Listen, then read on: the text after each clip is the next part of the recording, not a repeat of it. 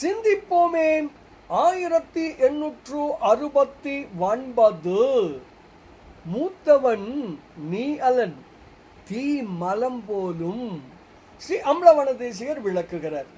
பெருமானே, தொன்மையானவன் பழமையானவன் நீ இல்லை, ஆணவ மலம்தான் என்று நான் கருதுகிறேன். அது என் அறிவில் தோன்றி முற்பட்டு என்னை பிணித்து நிற்கிறதே.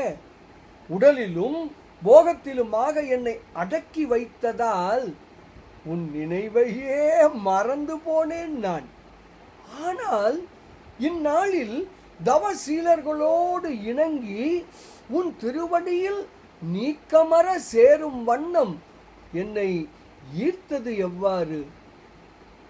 கூறி அருள்வாயாக. தில்லையுள் ஆடும் இறையவனே, என்னை ஈர்த்தது எவ்வாறு? சொல் சொல் சொல். இப்படியாக திருவருளே அனாதி ஆதாரம் என்று விளக்குகிறார் ஸ்ரீ அம்பலவாண தேசிகர். பாடலை காணலாமே.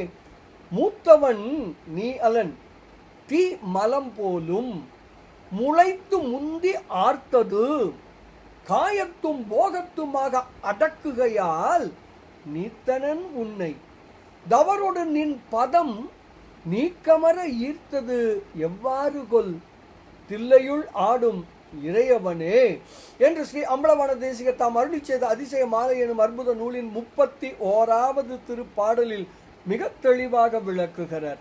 ஆதாரம் உணர்வோம், மலம் நீங்குவோம், பேரானந்தத்தில் திளைப்போம் திளைப்போம் திளைப்போம். இனிய வணக்கம். சிவாய நம.